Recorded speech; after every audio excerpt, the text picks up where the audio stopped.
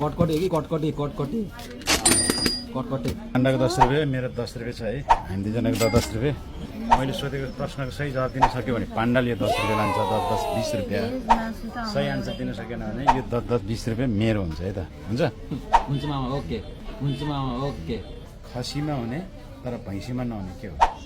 खसीमा हुने भैँसीमा नहुने त्यो भनेको साउन्ड मामा बाख्राको म्या हुन्छ भैँसीको आइ हुन्छ गलत जवाब खसीमा हुने भैँसीमा नहुने ए मामा खुट्टा मामा ए मामा खुट्टा मामा खुट्टा रे खुट्टा कि भैँसी पनि खुट्टा हुन र ए होइन